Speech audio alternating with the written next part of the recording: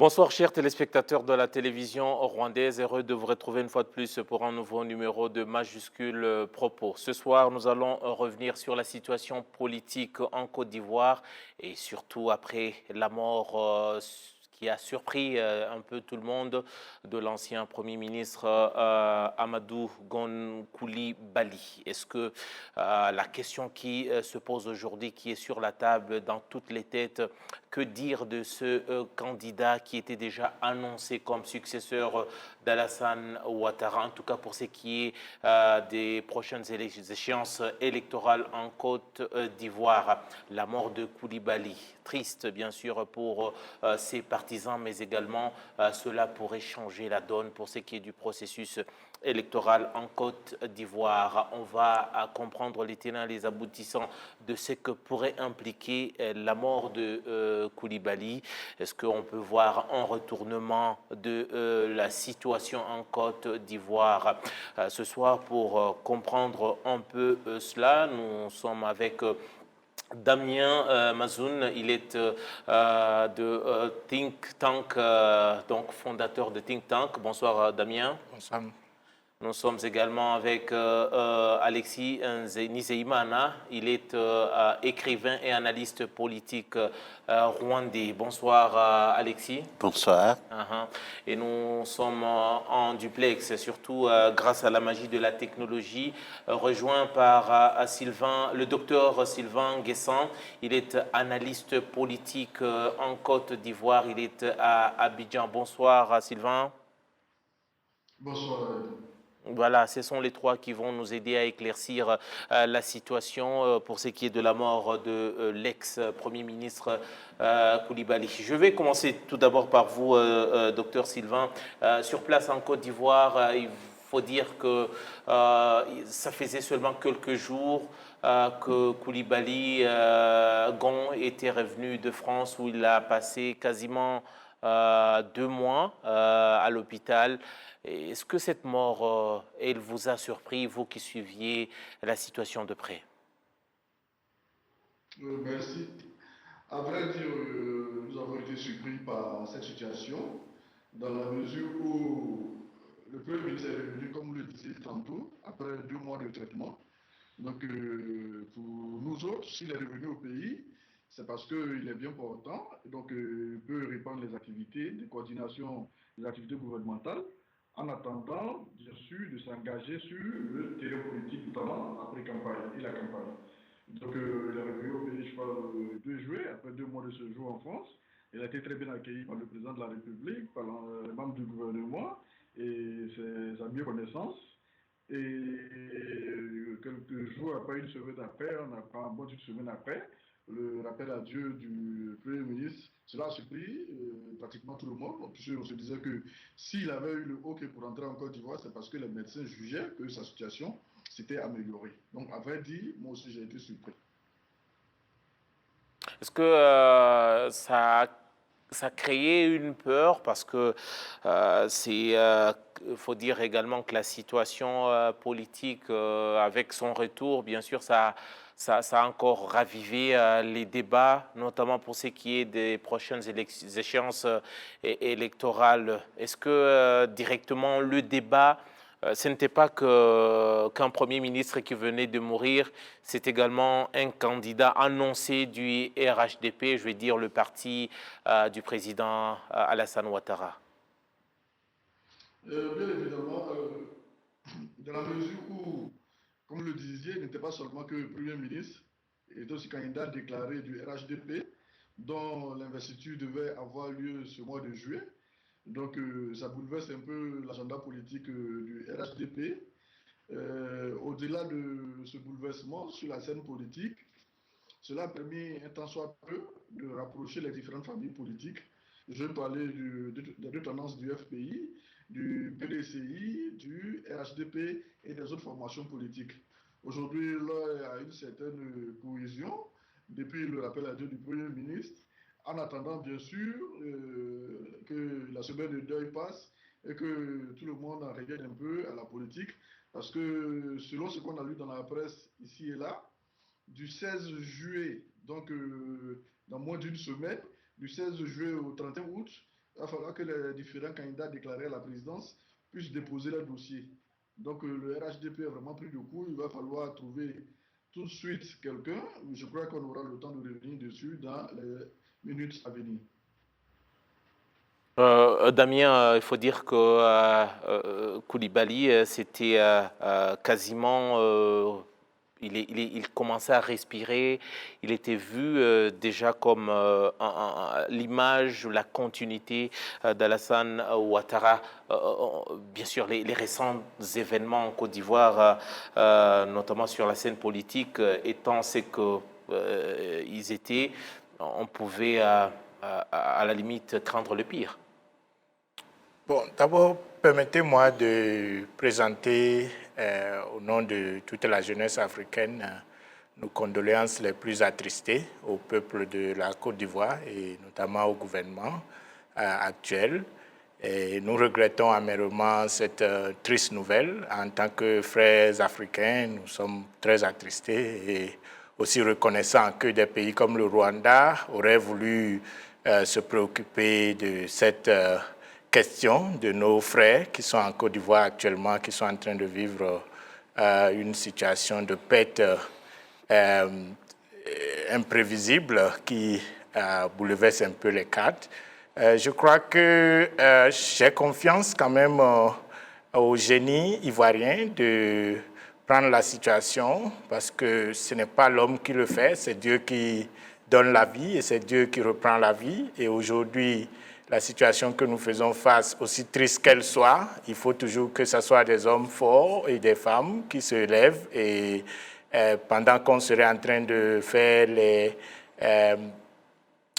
de passer la page qui est assez triste d'ailleurs de cette lourde perte, quand même l'État doit fonctionner. Le pays, c'est des millions de personnes à l'intérieur comme à l'extérieur. Donc nous espérons que cette situation, l'ancien Premier ministre ivoirien repose en paix et que la Côte d'Ivoire aussi repose en paix et que ça se passe au mieux parce que après les élections qui ont eu le président Ouattara au pouvoir, je me rappelle, j'étais en Côte d'Ivoire, j'ai passé à Abidjan, j'étais passé à Yamoussoukro et à Bouaké, et déjà les cicatrices de la guerre étaient visibles sur les infrastructures, sur les rues, partout, et même dans le visage de mes frères et sœurs ivoiriens, c'était palpable, les universités étaient fermées, je n'ai que pu rencontrer quelques gens des universités privées, et ici, aujourd'hui, la tendance et que nous espérons vraiment le meilleur et que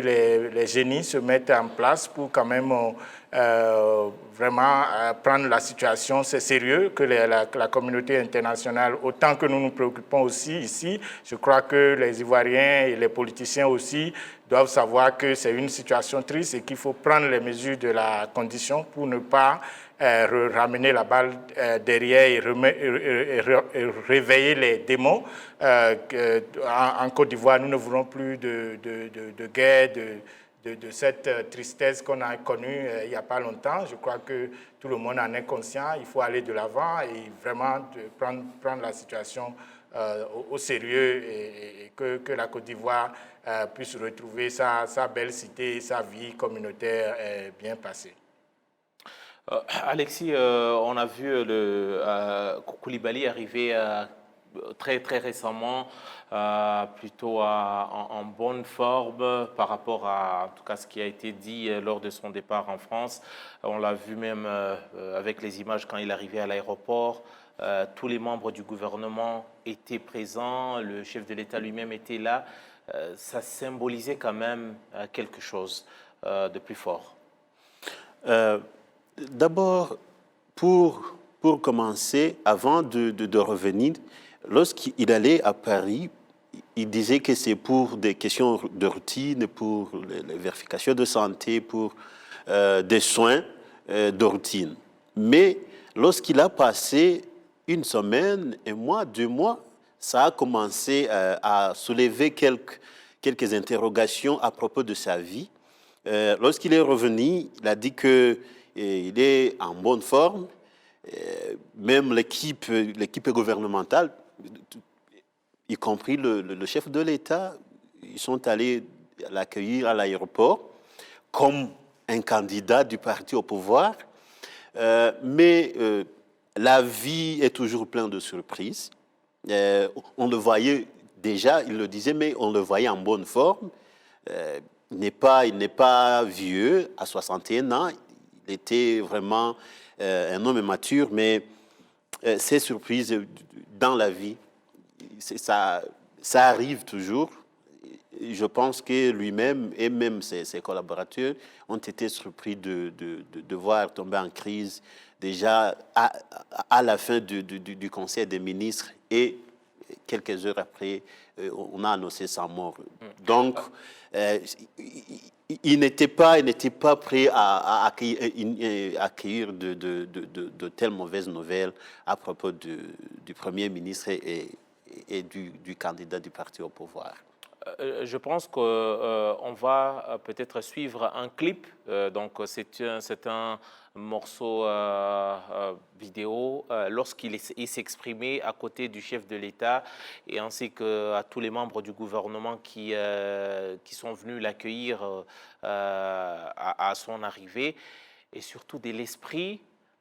J'aimerais peut-être qu'on puisse suivre avec attention pour commenter les propos de Koulibaly, ce qu'il a dit au chef de l'État Ouattara, ainsi qu'aux membres du gouvernement, mais surtout les paroles qu'il a dites au chef de l'État pour voir la relation entre les deux hommes et surtout ce qu'elle pouvait signifier si monsieur était encore vivant. On va suivre Koulibaly. Depuis le 2 mai dernier, que je suis allé à Paris pour un contrôle médical. Ce contrôle a dû être approfondi avec un besoin de repos. Et après ce contrôle et ce repos, me voilà de retour en forme.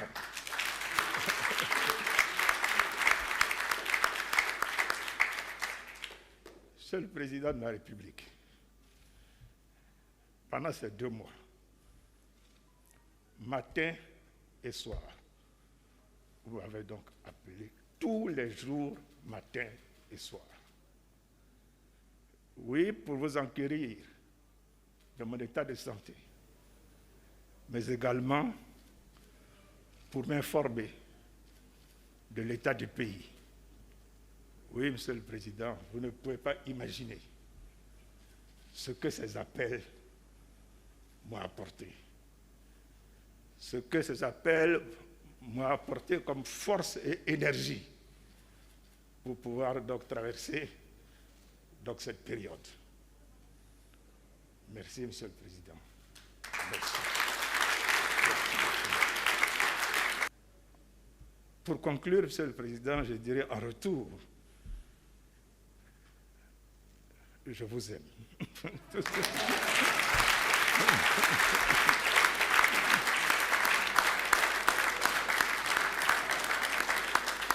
Et je suis de retour pour prendre ma place aux côtés du Président pour continuer l'œuvre de développement et de construction de notre pays, la Côte d'Ivoire.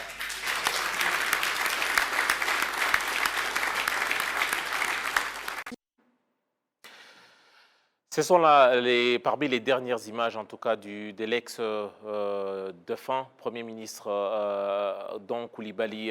Docteur Sylvain Nguessam, lorsque vous revenez un peu sur ces propos, on doit rappeler que c'est 30 ans de fidélité. Gon Koulibaly n'était pas qu'un allié politique, c'était presque un lien familial avec le président Ouattara. On doit dire, avec les images qu'on vient de voir, ça veut dire ce que ça veut dire. Bien évidemment. Monsieur Amadou Kon apparaît sur la scène politique en Côte d'Ivoire en 1990, lorsque M. Alassane Ouattara est nommé Premier ministre par le président Oufoué pour redresser l'économie nationale. Et il est d'abord nommé conseiller technique à la primature, aux côtés du Premier ministre. Et il sera l'un des membres fondateurs du RDR, devenu RHDP aujourd'hui, en 1994. Il a connu des moments difficiles, comme toute la direction du RDR à l'époque, des arrestations, des convocations. Il est resté loyal au président Alassane Ouattara de 90 jusqu'à son rappel à Dieu. Durant les moments difficiles, lorsque le président Alassane Ouattara était en exil, lorsqu'il a dû quitter la Côte d'Ivoire pour rejoindre les institutions internationales, pendant la crise civilo-militaire de 2002 à 2010, pendant la crise post-électorale de novembre à avril 2011, le RDR aussi a connu des cadres qui, à l'époque, avaient quitté le bateau pour aller créer notamment des partis politiques. On se rappelle encore de celui qu'on appelle Abidjan Champion, on se rappelle encore de Jean-Jacques Béchaud, bref, des cadres et pas de moindres avaient quitté le navire pour tenter des aventures personnelles. Mais M. Amadou a essayé de tenir la baraque à côté de Mme Maria Dagui Dabaté, de sorte à ce que le grand lot, le meilleur dynamique, puisse rester loyal, fidèle au président Alassane Ouattara. Et c'est à juste titre qu'après après la crise post-électorale, après donc l'élection du président Alassane Ouattara, qu'il est nommé secrétaire général à la présidence de 2011 jusqu'à 2017, où certainement, voyant son rythme de travail et sa capacité donc à pouvoir gérer, coordonner l'activité gouvernementale, il sera nommé Premier ministre à partir de 2017. Et vous n'êtes pas sans savoir que plusieurs cadres du RHDP ont appelé pour des primaires au sein du RHDP afin de choisir celui de leur candidat qui apparaîtrait comme le candidat de consensus. Le président Alassane Ouattara a pesé de tout son poids pour que M. Amadou soit le candidat du RHDP, le retour de l'ami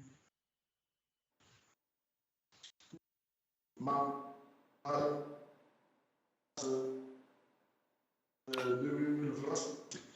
On savait également que le ministre Mabry Bakouz a dû prendre ses distances du fait de cette désignation-là. C'est pour dire les relations fortes qu'il y avait entre M. Amadou Gon et le président de la République, Alassane Ouattara. Ce sont deux personnes assez liées. Il est d'ailleurs difficile de faire le bilan du président de la République, de le dissocier de celui de M. Amadou Gon. C'est une grande perte pour M. Alassane Ouattara, d'abord comme son Premier ministre et certainement pour leurs relations privées. Lorsqu'on suit les explications du docteur Sylvain, est-ce que dans le leadership, Damien, ça pourrait à la limite créer une sorte de jalousie au sein du système, parce qu'on sent une relation privilégiée entre les deux personnes?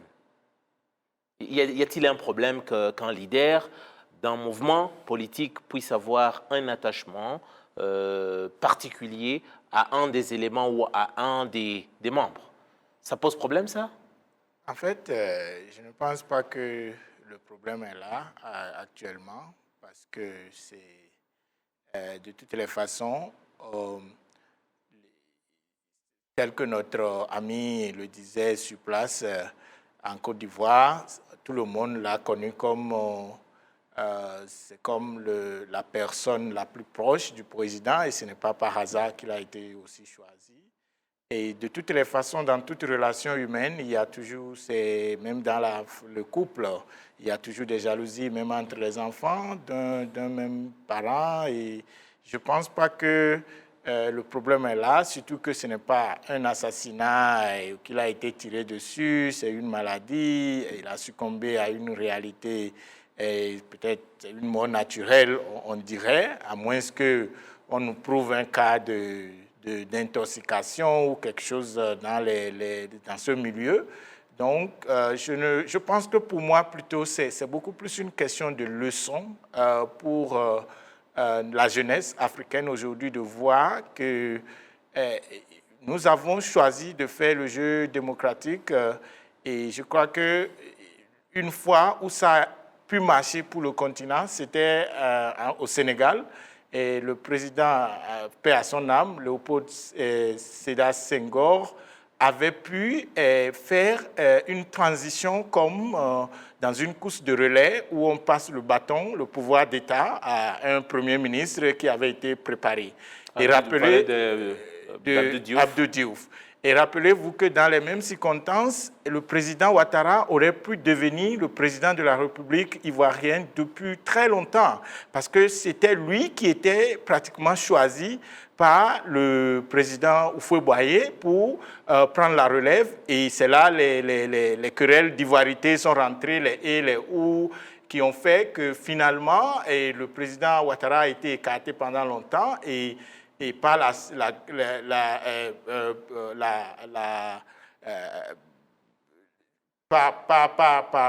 il est parvenu quand même à devenir président de la Côte d'Ivoire, on l'a vu gouverner et tout.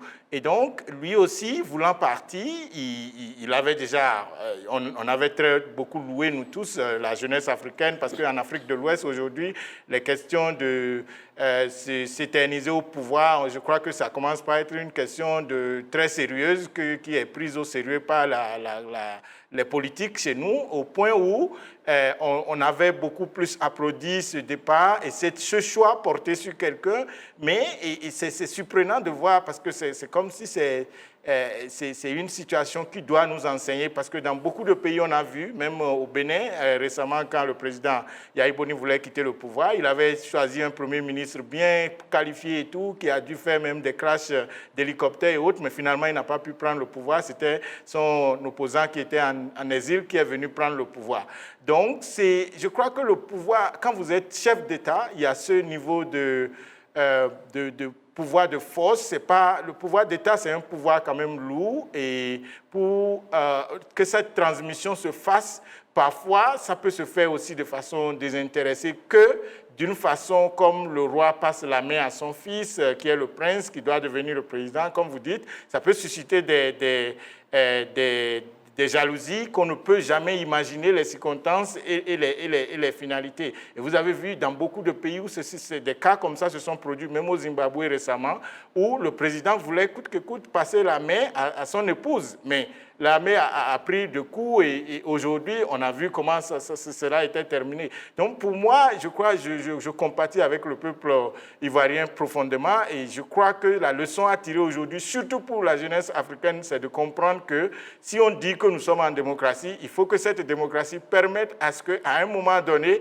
quand quelqu'un doit partir, ça ne doit pas être peut-être son fiston ou c'est quelqu'un qui lui est très fidèle qui doit forcément proposer. Ça doit être une élection et que même si la personne est compétente, il faut qu'elle soit choisie du peuple et non que ça soit c'est mon dauphin. Et donc ce passage de main qui a marché avec le président Sédar Senghor, comme je l'avais rappelé, mais dans la plupart des cas, ça n'a pas marché. Et même récemment, vous avez vu au Burundi où ils ont pu faire quelque chose pareil, mais la suite aussi, on en a connu cette année, on a perdu aussi le président sortant qui avait déjà passé la main presque et puis, Dieu merci, ils ont pu peut-être contenir la situation avec l'aide des pays voisins et autres. Je crois que sur ce plan, la leçon est là et qu'on ne peut pas rater cette leçon aujourd'hui et dans nos formations avec les jeunes à travers les think tanks aujourd'hui, nos laboratoires d'idées, voilà des débats que nous devons mener pour voir. Et si nous demandons que nous sommes dans une démocratie, comment nous pouvons faire en sorte qu'on pourrait éviter ces pires dans le futur pour le continent? Si on veut être d'un royaume, je crois qu'il n'y a pas de problème. L'Angleterre, il y a des pays quand même phares qui le font et ça se passe. Donc, il faut qu'on puisse distinguer entre un État démocratique et un État qui serait peut-être un État de royaume, on en connaît aussi. Et donc, je crois que cet aspect, il faudrait que l'Afrique en apprenne la leçon, et une fois pour tous, et qu'on prenne garde désormais sur ces propositions, parce que la parole du chef de l'État, celui qui a le pouvoir d'État, est sacrée. Justement, Alexis, je vous voyais un peu faire des gestes quand Damier s'exprimait. Est-ce que ce n'est pas également dans le rôle du leader d'éclairer également son entourage sur une certaine direction à prendre? Y a-t-il de mal qu'un leader puisse avoir un avis et qui puisse peser dans la balance tout de même? Principalement, lorsque vous êtes un chef et que vous êtes en charge d'un pays ou bien d'une organisation, je dirais, plus sérieuse, vous devrez établir des lignes, des principes. Et alors, si des principes disent que c'est le chef qui va choisir son successeur, alors, si le chef choisit le successeur, ce n'est pas un problème. Mais Et c'est un problème pour beaucoup de pays. Lorsque vous dites que vous êtes dans un pays démocratique, que vous allez vous lancer dans des élections démocratiques, il faudrait commencer par votre propre camp. Il fallait que leur parti choisisse d'une façon démocratique avec des élections pour montrer le pays, nous allons nous lancer dans des élections que nous croyons nous-mêmes. Comme mon frère le disait, lorsque vous avez peut-être un ami que vous avez vécu ensemble pendant plus de 30 ans, qui vous a été fidèle, et vous voulez le promouvoir, bon, c'est bien, mais il faut s'attendre à ce que vous évoquez des jalousies. Lorsque le président... C'est tout à fait normal d'avoir des égos dans chaque groupe, dans chaque ensemble. La gestion des égos, ce n'est pas une chose nouvelle. C'est une situation, bien sûr, qu'un chef, qu'un parti, qu'un mouvement, qu'une organisation quelconque se doit de gérer. Bon, gérer des égos, c'est bon. Mais les gérer d'une façon rationnelle, c'est plus bon. Vous voyez, lorsque Ouattara a choisi Coulibaly, il avait un ministre des Affaires étrangères qui était vraiment très, je dirais, qui était au plus haut de ses croyances qu'il va être choisi.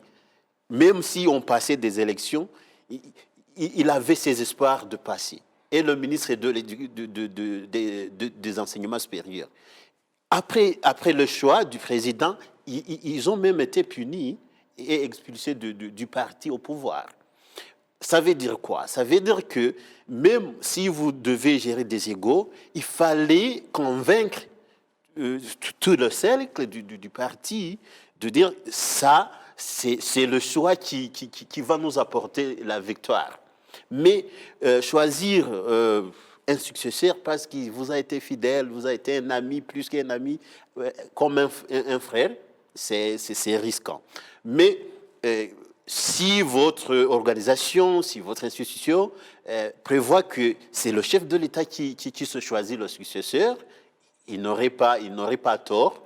Et alors, peut-être on chercherait un problème je dirais, dans ces lignes déjà établies. Mais si ce n'est pas préétabli, c'est un problème.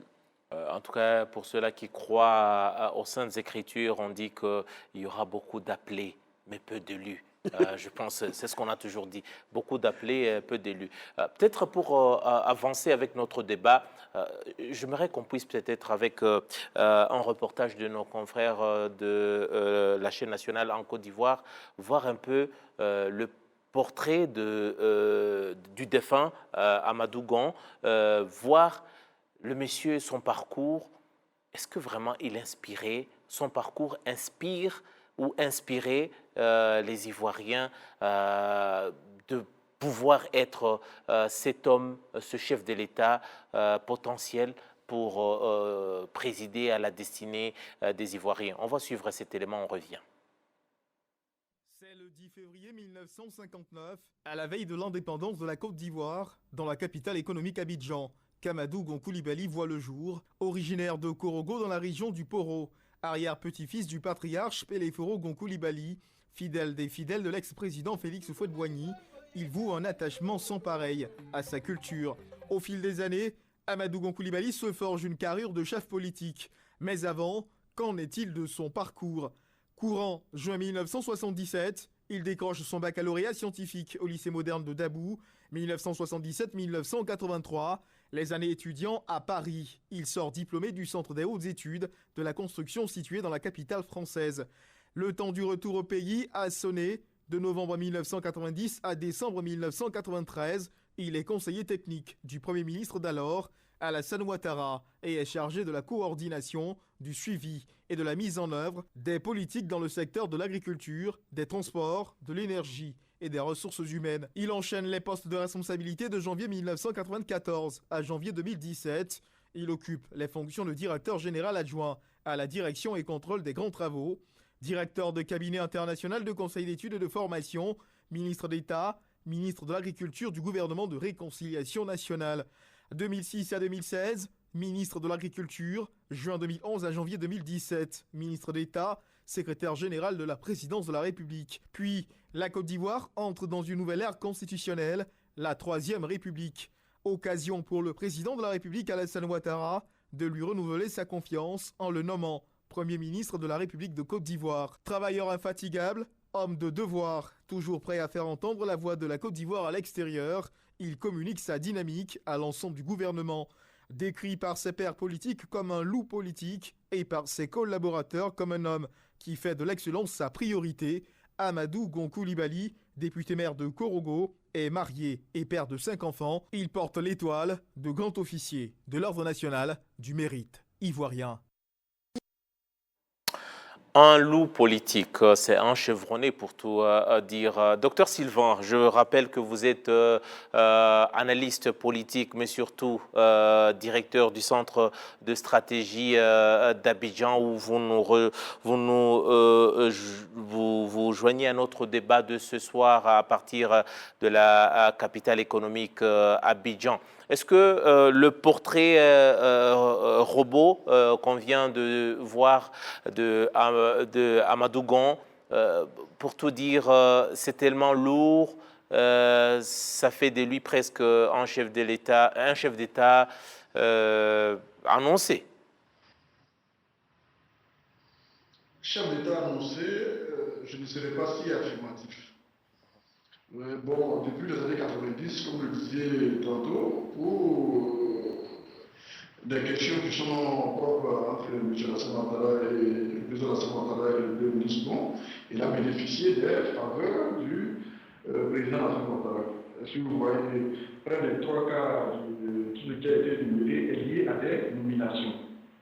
Donc, lié à la volonté de quelqu'un qui fait sa promotion, qui lui assure une certaine carrière, qui pour le projet au devant de la scène. Peut-être que d'autres pourraient eu un parcours semblable ou peut-être meilleur s'ils avaient aussi bénéficié de cette faveur des principaux décideurs. À la matière, en Côte d'Ivoire, on pourrait citer plusieurs personnes comme ça qui auraient pu être au devant de la scène si ces personnes avaient bénéficié de la faveur des principaux décideurs. On en trouve un certain nombre quand même en Côte d'Ivoire. La particularité de M. Gon, c'est qu'il a bénéficié des faveurs d'un homme, M. Alassane Ouattara, qui est devenu président, qui a été Premier ministre pendant que l'économie était faible, donc il avait les mains assez libres pour nommer qui il voulait au poste qu'il voulait. Le président Oufou était malade et puis il allait en Suisse, en Paris, la Suisse. Il avait libre pour donc nommer qui il voulait. Pour me résumer, M. Amadou Gon, son parcours, les 3 quarts, ce sont les postes de nomination. Donc la volonté de quelqu'un qui a voulu le nommer. Cela n'enlève rien certainement à son mérite, mais d'autres personnes auraient pu bénéficier de cette faveur, auraient eu ses carrières, auraient pu être aussi présidentielles comme lui au sein du RHDP. Voilà un peu. Et je voudrais revenir un peu, sans susciter une polémique, sur les propos de l'aide des intervenants sur le plateau. Non, le choix du président Oufou-Boigny, ce n'était pas Alassane Ouattara pour être président. C'était bien Henri Konan Bédié. L'article 11 de notre constitution d'alors disait qu'en l'absence du président, l'intérim était assuré par le président de l'Assemblée nationale. Et c'est ce qui s'est passé lorsque Oufou a été rappelé à Dieu le 7 décembre 1993. Bédié devait revenir du fait de la constitution. Donc Bédié avait été choisi par Oufoué pour gérer la période après lui. Son choix n'était pas Alassane Ouattara pour être président après lui. Sans susciter la polémique, voilà un peu ce que je voulais dire. Dire sur quelque chose que vous avez dit, c'est très important. Vous dites que les différents postes que le défunt Amadou Gon a occupés, il les doit à sa fidélité. Il a été bon soldat de Ouattara plutôt que, disons, quelqu'un qui a cherché à se faire une place sous le soleil. Vous dites que c'est par sa fidélité qu'il doit ça? Bien sûr, c'est ce que je suis en train de dire. Pratiquement, c'est la même chose pour, disons, Henri Konan Bédié. Oufou a voulu qu'il soit au devant de la scène, il a été au devant de la scène. C'est la même chose pour M. Pascal Affi-N'Guessan. Le président Laurent Gbagbo a voulu qu'il soit au devant de la scène, il a été au devant de la scène. Ce sont des postes de nomination. Cela n'arrive à rien d'un mérite personnel. S'ils ont pu bénéficier de la faveur de ses principaux décideurs, c'est parce que ces décideurs ont vu en eux une certaine étoile, un certain potentiel, des qualités de président. Mais encore, c'est toujours bon de rappeler que ce sont des postes de nomination. Ils ont été nommés, d'autres personnes auraient pu être nommées à leur place. Damien, peut-être c'est quelque chose de très important. On a toujours reproché à beaucoup de hommes politiques en Afrique d'être, je m'excuse du terme, on les accuse de la prostitution, disons, idéologique, c'est-à-dire ils changent de mouvement, ils changent de fusil d'épaule selon la conjoncture actuelle. N'est-ce pas là aussi, Amadou Gon, sa fidélité, n'est-ce pas également ce que vous, avec votre mouvement, vous voulez voir des gens également qui restent fidèles à leurs convictions, à leur leadership? N'est-ce pas là ce qui devrait constituer une qualité, ça devient une faiblesse, si je dois comprendre, je ne dis pas complètement, c'est un peu une faiblesse pour Amadou Gon d'avoir été juste l'homme de Ouattara. C'est intéressant de voir que les opinions sont bien divisées et nous avons perdu quelqu'un qui a été fidèle à ses convictions, ce qui n'est pas souvent le cas dans beaucoup de pays africains parce que les gens sont prêts à changer leur manteau à chaque mouvement. Je crois que cette transhumance politique en Afrique fait partie des problèmes qui font que nous avons aussi de l'instabilité dans la plupart de nos pays. Donc, moi, je crois que c'est tout au mérite du défunt qui a quand même, c'est pas toujours facile d'être fidèle et il a pu garder cette fidélité sur la ligne. Et je pense que dans la réalité des choses, puisque les gens, parfois, qui sont auprès du chef, veulent juste ils sont là parce que, pas par conviction, mais parce que c'est notre ancien président Mathieu Kérékou qui disait que les gens sont dans la mouvance pour s'épanouir, qui n'avaient pas de conviction. Et il avait raison. Je crois que cette réalité, quand même, il faut que nous le reconnaissons aujourd'hui pour quelqu'un quand même qui a sacrifié sa vie derrière une conviction, derrière une croyance. Nous avons besoin des gens qui ont quand même de conviction dans le continent, puisque le fait de n'avoir pas de conviction ne nous a pas aidés. Du peu qu'on connaît, des difficultés liées à nos crises. Vous voyez, les gens, ils sont avec un président aujourd'hui, quand le président part ou qu'il y avait un problème, demain, c'est les mêmes personnes qui vont dire les choses incroyables sur celui avec qui il faisait déjà du chantage hier. Je crois que c'est une honte pour l'Afrique, quelque part, de voir que les gens n'ont pas d'une certaine maturité politique à pouvoir assumer leurs responsabilités, leurs décisions et ce qu'ils choisissent à un moment donné. Donc cette transhumance politique, je crois que c'est à condamner et c'est condamnable. Donc de toutes les façons, je pense qu'au moins reconnaissons quand même pour celui qui est parti qu'on dise qu'aujourd'hui c'est une forme de népotisme. Je crois que quand même, il a été peut-être victime du fait qu'il a gardé ses convictions d'une part, et d'autre part, du fait peut-être que les autres trouvent que c'est parce qu'il est l'enfant choisi du chef qu'il a pu bénéficier de ça, mais c'est lié aussi à sa fidélité. N'oubliez pas aussi que le président Ouattara est venu au pouvoir suite à une crise politique, à une guerre. Et dans ces conditions, généralement, dans la plupart des cas, c'est prouvé que ce n'est pas facile de quitter le pouvoir. Si vous venez avec la violence, ce n'est pas évident que vous puissiez partir facilement, mais il a décidé de partir. Et s'il décide de partir, c'est évident qu'il veille avoir quelqu'un sur qui il aura confiance, parce que les gens qui sont des transhumants de tous les jours, s'il leur donne le pouvoir, la possibilité de le remplacer, et que ceux-là le remplacent, et c'est juste pour la circonstance, aussitôt ils prennent le pouvoir, ils vont faire de lui ce qu'ils veulent. Et lui, il sait c'est pas toujours sain de gouverner un pays, surtout avec les autres qui sont en dehors, les opposants et tous les autres, et toute la chaîne. Donc je pense que ce côté de la chose, il faut le reconnaître, il faut savoir que Et aujourd'hui, on peut faire des procès d'intention et autres, mais en tant qu'analyste objectif, il faut voir aussi la chose des deux côtés. Le président ne pouvait pas, en quittant le pouvoir dans les circonstances que nous connaissons, donner le pouvoir à quelqu'un sur qui il ne peut pas avoir confiance, qui ne peut pas lui être fidèle. Donc, il faut aussi prendre ça en considération. Justement, il y a quelque chose de très important là, ça nous permet également de passer à une autre étape de notre sujet.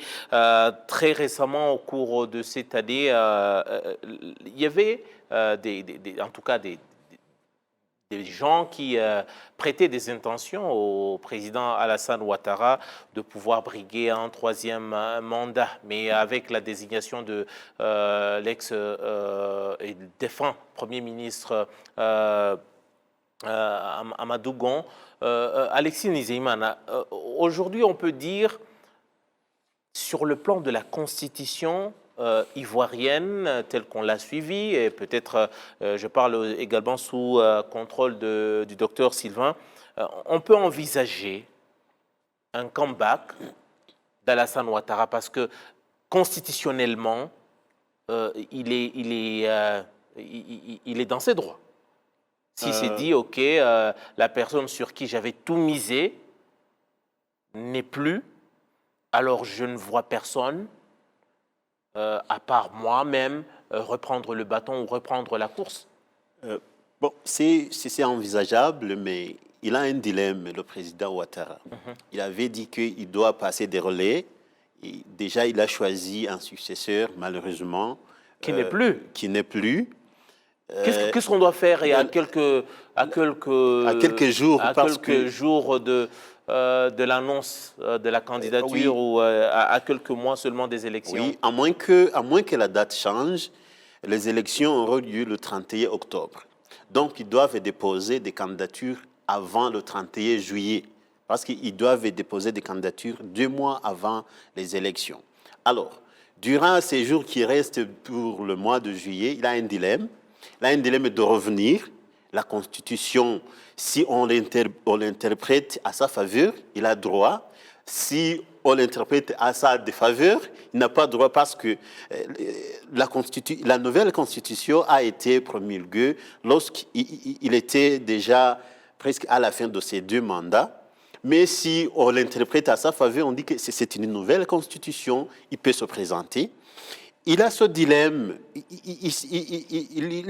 il avait se montrer au public qu'il est un homme de parole, qui peut passer 2 mandats et donner le relais à ses successeurs. Alors, durant ces jours, il a un choix, dans un cercle très fermé, de se choisir un remplaçant de Feu Coulibaly, ou de se présenter, mais de s'attendre aux attaques de l'opposition, mais aussi de la scène internationale.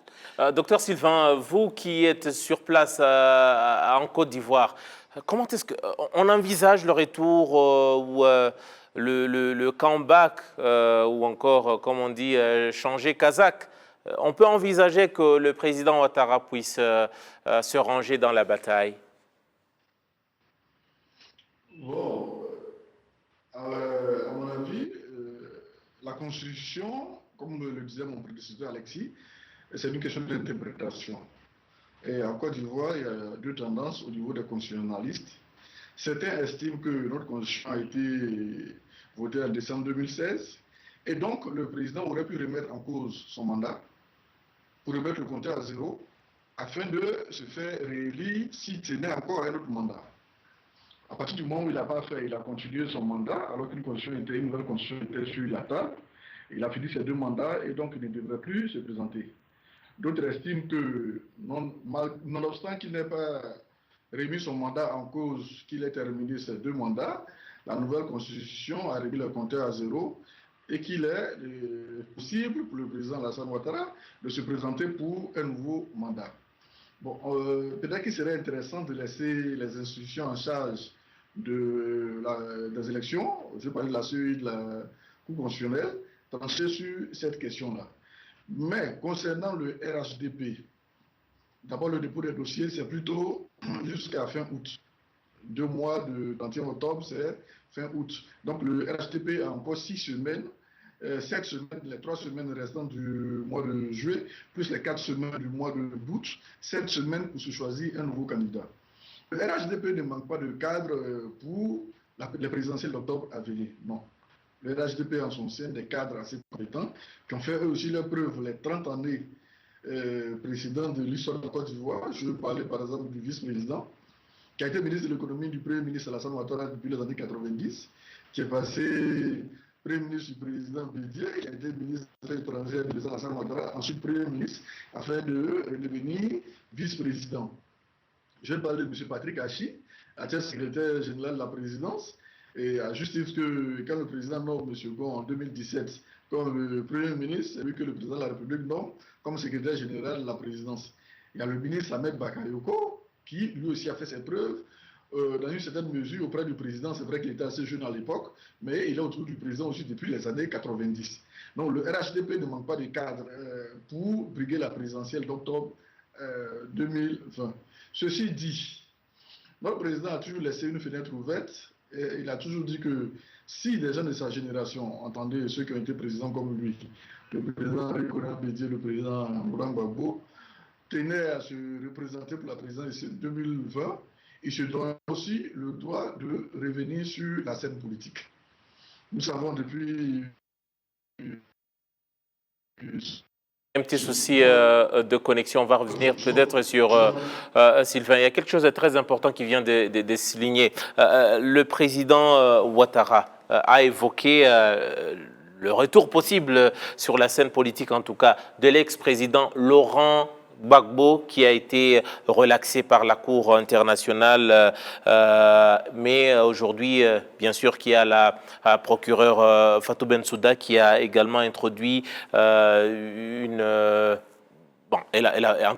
a introduit une requête pour une réexamination de la décision qui a été prise par la Cour qui avait relaxé Laurent Gbagbo ainsi que Charles Blé Goudé qu'on voit en image là-bas. Damien, est-ce que conditionner le retour sur la scène politique avec le retour potentiel de Gbagbo, Charles Blé Goudé, ce n'est pas, entre guillemets, très dangereux? Avec, si on garde la mémoire de l'année 2002, la crise qui a secoué la Côte d'Ivoire pendant 8 ans. Vous savez, ce n'est pas un secret aujourd'hui que l'idéal de nous tous aurait été justement que cette classe politique, depuis le temps du président Houphouët-Boigny, puisse quand même prendre une retraite et donner peut-être de l'exemple, comme on l'avait beaucoup loué, cette décision du président Alassane Ouattara, d'avoir quelqu'un, et peut-être plus jeune que lui, qui devait prendre la relève, et que cette classe politique puisse quand même rester quand même à côté. Et comme ils sont pour la plupart vivants, ils pouvaient quand même être des think tanks et des laboratoires d'idées pour le rebâtissement de la Côte d'Ivoire. Mais s'ils se sentent encore s'ils doivent doivent rendre service à la Côte d'Ivoire aujourd'hui, de façon objective, c'est espérer que eux tous, ils se connaissent tous. C'est des gens qui ont tous composé dans les mêmes marmites avant d'en arriver là. Ils doivent pouvoir se voir entre eux. C'est des sages. Moi, je leur fais confiance. Je sais qu'ils ont un niveau de sagesse que nous, on espérait aussi en tant que leurs enfants et les jeunes d'Africains aujourd'hui, on veut apprendre d'eux. Donc, moi, mon plaidoyer, c'est qu'il n'y a pas un problème insolvable. Surtout qu'il y a la possibilité de débat. Ils peuvent se retrouver entre eux, parler entre eux et se dire, bon, voilà là où nos querelles ont amené des vies perdues, des femmes, des enfants, des innocents dans notre pays. Aujourd'hui, est-ce qu'on peut remettre le compteur vraiment à zéro et rester là pour surveiller? Mais là, il faut qu'ils arrivent à s'entendre là-dessus. Maintenant, moi, je n'en dirai pas plus. C'est tout ce que je peux dire par rapport à ma position en tant que jeune Africain qui aimerait bien avoir des vieux retraités de la politique, des anciens présidents qui serait aux côtés. Et si éventuellement le pouvoir tombait sur cette jeunesse aussi qui est en train de se préparer, ils auront des repères, ils auront des ressources, parce que dans certains pays du monde, vous voyez que c'est beau de voir que même à côté de la Côte d'Ivoire, il y a le Ghana. Vous voyez, les anciens présidents sont encore là et ils sont toujours, vous voyez, J.J. Rawlings, tous ces gens, John Kufuor, ils sont tous engagés dans la danse, malgré que leurs jeunes ministres de ci, de ça, ministre de la communication, ministre des Affaires étrangères, c'est eux qui ont pris le pouvoir. Et on espère que si ça continue comme ça, alors au moins ça donne l'espoir à la jeunesse que l'Afrique quand même a toujours fait des miracles et nous espérons qu'ils le feront cette fois-ci et nous mettre en confiance qu'ils peuvent s'entendre et éviter le pire pour la Côte d'Ivoire. Et c'est ce que moi je peux dire simplement. On parle de Laurent Gbagbo, qu'on a une image, on aura également en image l'ancien président Henri Konan Bédié, qui a annoncé sa candidature. Ce n'est plus un secret. Alexis, quelle est votre opinion par rapport à ces grands noms ronflants de la scène politique ivoirienne qui envisagent leur comeback sur la scène politique? Est-ce qu'on pourrait voir ces grands noms être devant la scène ou en tout cas être à la une au cours du processus électoral? Écoute, j'ai, je dirais, trois opinions. La première, c'est que si vous avez un parti politique que vous représentez à chaque fois que les élections se présentent, 3 fois, 10 fois, état à 78 ans, à 86 ans, c'est un problème même dans votre propre parti. Mais on est élu, ce sont les membres du parti qui vous portent tout haut. Ce sont eux qui expriment leur volonté de pouvoir représenter tout un système. Non. Par exemple, Henri Konan Bédié, il s'est présenté lui-même. Il y a aussi les partisans qui le soutiennent, mais il avait, je dirais, Konan Bertin, un certain Konan Bertin, qui avait présenté sa candidature au sein du parti. Et déjà, il avait même en 2015, il s'était présenté en solo, candidat indépendant. Aujourd'hui, le problème qui s'observe dans ces partis, c'est que ces vieux cadors, je dirais qu'ils y corrompent. Ils corrompent les entourages, ils leur promettent des places. Là, on n'a pas les preuves pour appuyer ces allégations. Oui, la deuxième opinion, ça complète Damien, c'est que à un certain moment, il faut donner du temps à la jeunesse et qu'on les conseille déjà étant là. La troisième, c'est que conditionner la candidature de Ouattara basée sur la représentation de Gbagbo serait dire que vous avez, je dirais, des querelles personnelles de gouverner. Vous voulez parler des comptes à rendre entre les deux messieurs? Oui. Peut-être 30 secondes. Docteur Sylvain, est-ce qu'on envisage le retour aussi bien de Gbagbo, Charles Blé Goudé? On n'a pas cité également Guillaume Soro, même s'il est condamné par la justice ivoirienne. Il y a également l'ancien président Henri Konan Bédié. Est-ce qu'on envisage... Comment est-ce que les Ivoiriens envisagent ces grands noms qui doivent, parmi lesquels on doit sortir un nom qui doit présider à la destinée des Ivoiriens? Bon, parler au nom des Ivoiriens, c'est un peu complexe, comme vous le savez. Personnellement, je suis pour la retraite politique de M. Alassane Ouattara, M. Henri Konan Bédié ou de M. Laurent Gbagbo. Ça, je l'ai toujours dit. Il y avait quand même temps de passer le relais. Les trois suscitent trop de passion, trop d'émotions, trop d'animosité, ils ont trop de choses entre eux, trop de rancune. Personnellement, moi, on souhaitait de voir les trois partis à la retraite. Malheureusement, le projet de constitution déposé par l'élection du président de la République en 2016 a fait sauter la limite d'âge qui était fixée à 75 ans, qui aurait mis ces trois à la retraite tranquillement et on serait passé à autre chose. Aujourd'hui, ils sont éligibles du fait de la nouvelle constitution. Donc, ils se présentent, malheureusement pour nous. Bon, à côté de ça aussi, les jeunes n'ont pas trop levé la tête. Vous connaissez la trajectoire d'un homme politique, il y a le prix à payer, les coûts à recevoir de part et d'autre. Mais ça n'a pas été le cas, que ce soit au FPI, que ce soit au PDCI, que ce soit disons RHDP, les jeunes ont laissé, à mon avis, faire. Donc, malheureusement, on se retrouve encore avec des gens qu'on connaît depuis les années 77 et puis les années 90 encore, au devant de la scène de 2020 à 2025, malheureusement. Voilà, je pense qu'on aura le temps de revenir sur les élections, le processus électoral en Côte d'Ivoire au moment venu. On vous rappelle que c'est à la fin, le 30 octobre de cette année, que vont se tenir les élections présidentielles en Côte d'Ivoire. Voilà, c'est par ici que nous allons mettre un point final à notre émission de la soirée majuscule propos. Permettez-moi de remercier le docteur Sylvain Guessant. Il est analyste politique, mais également directeur de l'Institut stratégique des stratégies à Abidjan. Merci beaucoup d'avoir été de nôtres. Merci. Merci également à l'écrivain, analyste politique rwandais Alexis Nizeimana. Merci également à Damien Mazoun. Il est le fondateur de Think Tank. Donc, c'est nouveau, ce mouvement des gens qui veulent voir un nouveau leadership avec des nouvelles idées sur le continent africain, surtout basé sur la jeunesse africaine. Merci à Pacifique Rukundo qui nous a réalisé avec toute l'équipe d'une manière générale. Je m'appelle Edith Sabiti, l'émission c'est Majuscule Propos. J'aurai tout le plaisir de vous retrouver très prochainement pour un nouveau numéro. Au revoir.